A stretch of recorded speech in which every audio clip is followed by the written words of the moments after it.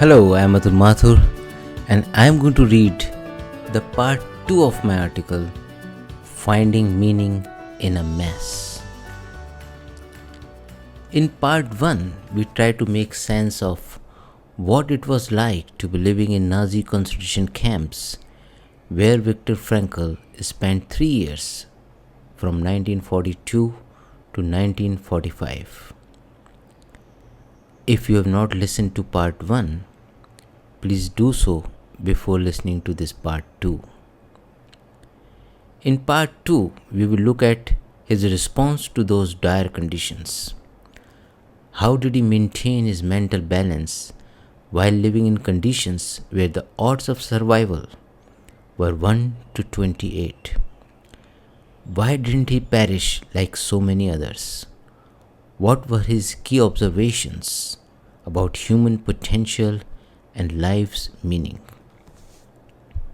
Finally, towards the end of part 2, we will try to grasp the essence of logotherapy, the therapeutic doctrine, which means healing through meaning.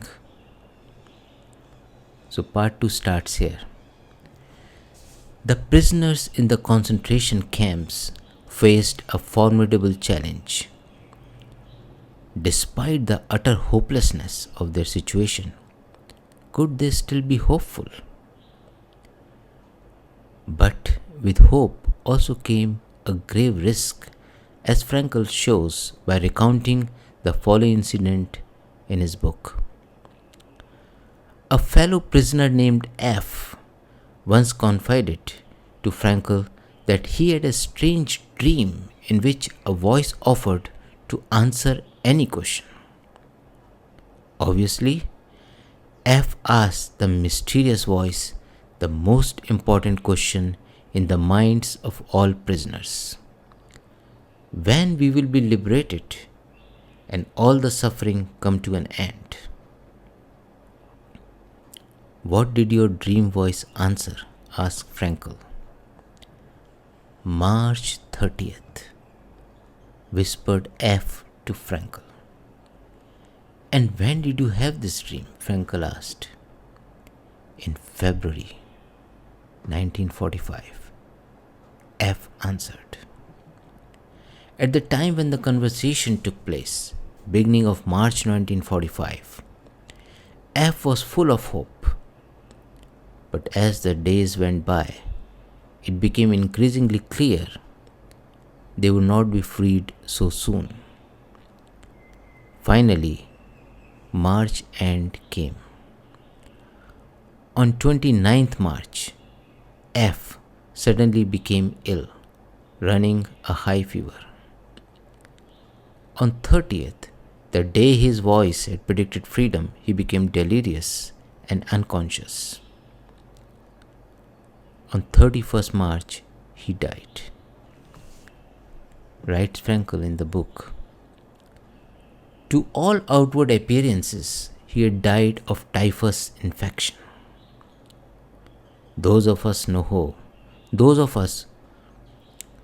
who know how close the connection is between the state of mind of a man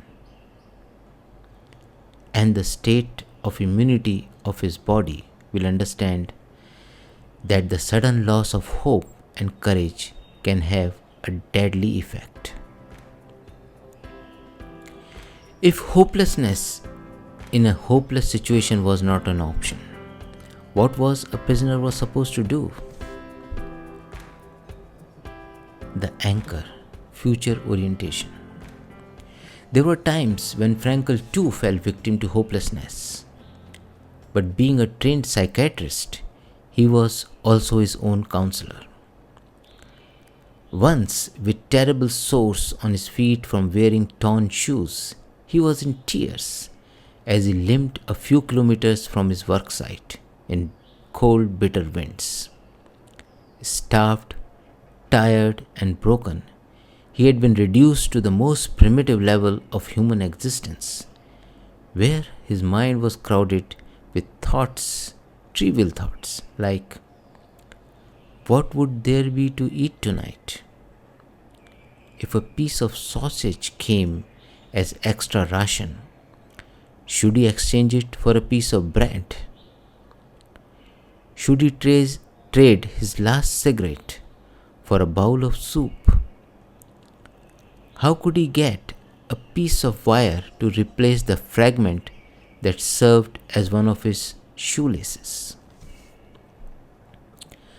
Suddenly, becoming disgusted with his own thoughts, he forced himself to focus on something else. Detaching from the reality of his miseries, he imagined himself standing on the platform of a well-lit, warm, pleasant lecture room. In front of him were the attentive audience sitting on comfortable seats and listening to his lecture on the psychology of concentration camp.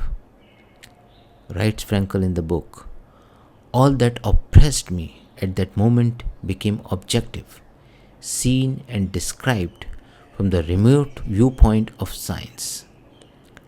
By this method, I succeeded somehow in rising above the situation, above the sufferings of the moment. According to him, if a prisoner lost faith in the future, he was doomed. Writes Frankl, any attempt to restore a man's inner strength in the camp had first to succeed in showing him some future goal. The key word is goal. Two strings of future goals, unfinished task or love. He recalls cases of two prisoners, both of whom tried to justify their intention to commit suicide with a similar argument. Life was totally hopeless and had nothing to offer them.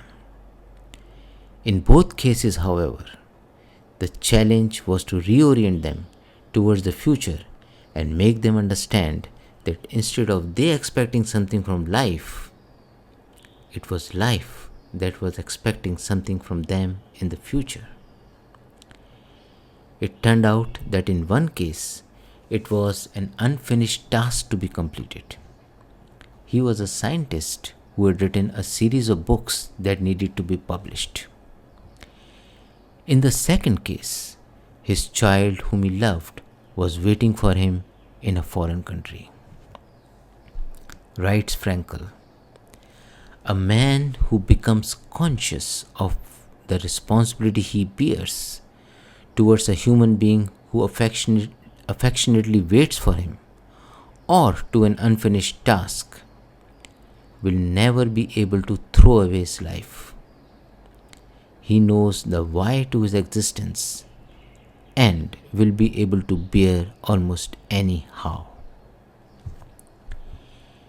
In his own case, as you will recall from the part 1 of this article, that when Frankl was brought to Auschwitz, the manuscript of a book he was about to publish was confiscated.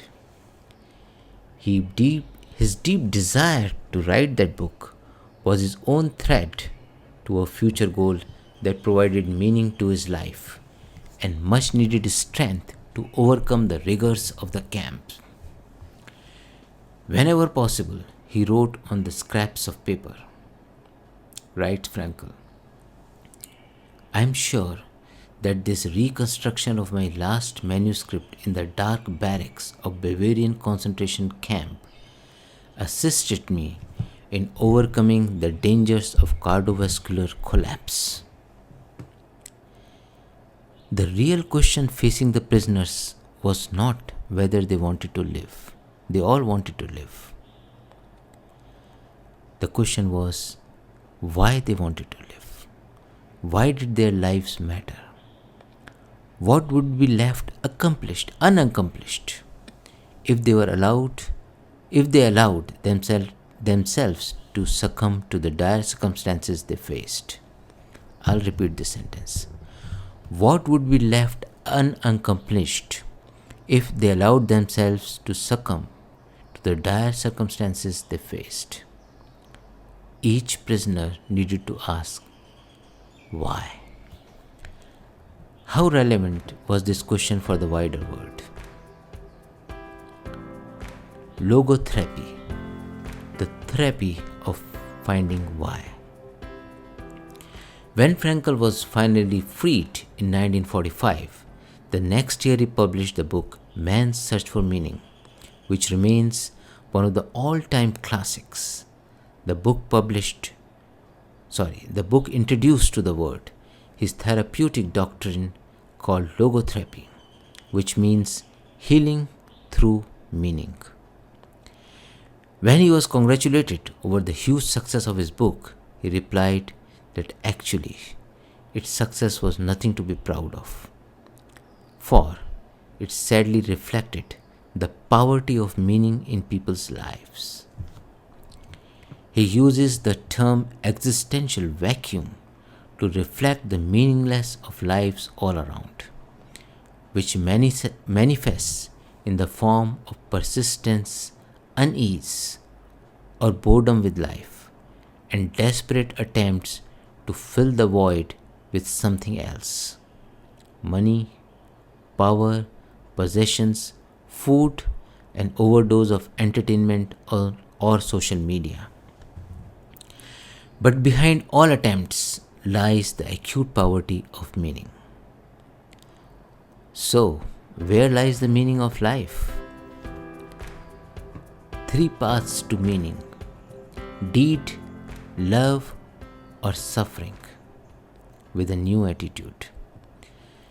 Frankl says one can find the meaning of life in at least one of the 3 ways. Number 1, doing meaningful work. Number 2, loving someone.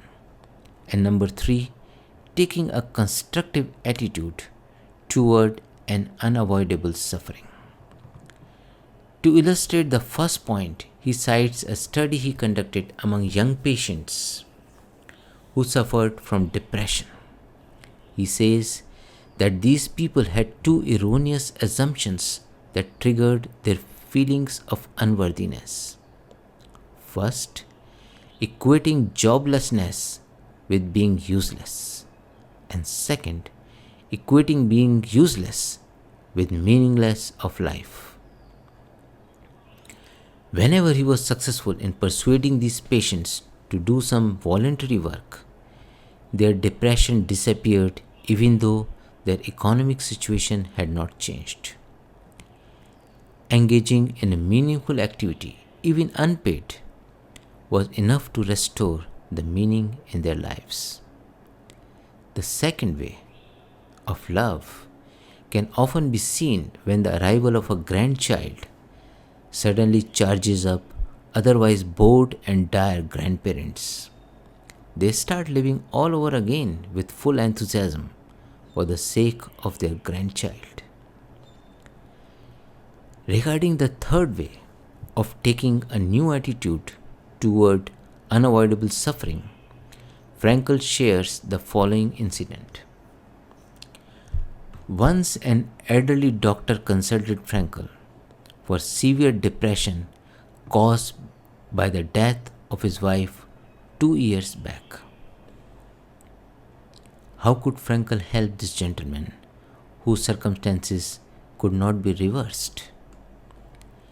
But he asked the doctor, "What would have happened, doctor, if you had died first and your wife would have had to survive you?"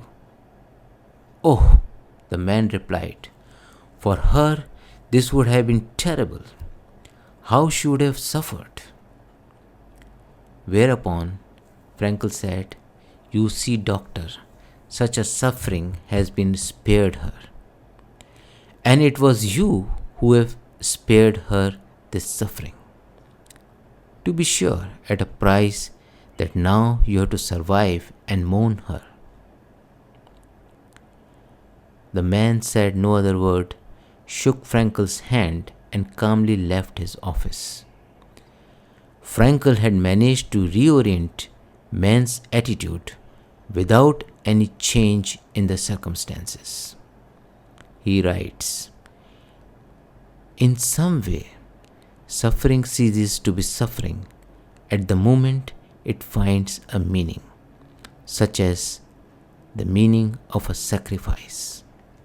And he adds, human life, under any circumstances, never ceases to have a meaning, and this infinite meaning of life includes suffering and dying and death. Having shown three paths, Frankl finally brings down the search for a meaning to a very practical level. Meaning lies in the responsibility. To save his readers from groping in dark forever, Frankl dispels the following misconceptions. He says, life is not abstract. He says, this thing called life is not something abstract. Life is concrete, all about the reality of situations, challenges, and problems we face hour to hour, day to day, which continue changing throughout life. Second misconception, meaning is not abstract. Meaning is not something esoteric, abstract, and an all-encompassing sudden aha moment. Life is like a movie. You have a series of ever-changing situations and plots, each of which challenges the protagonist to respond. And the third, meaning is not contemplation. Finally, finding meaning is not thinking endlessly about what is the meaning of my life and hoping to find an answer from somewhere. Meaning is about taking the responsibility to face life's challenges with the right action and knowing each person faces his own or her unique challenges and has an opportunity to fulfill own unique meaning through own response. To my readers, I would say I misled you.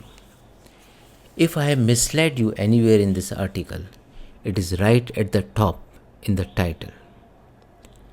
After reading Man's Search for Meaning, one thing is clear: meaning can't be searched and found. It needs to be created. Creating meaning in a mess would have been a more truthful title. But one way of finding the truth is to see what is not true. Life is potentially full of meaning every hour, every day, provided we take the responsibility to live meaningfully by doing a deed, loving a human being, or if confronted with unavoidable suffering, then suffering with dignity and even constructively. Part 2 ends here. Thanks for listening.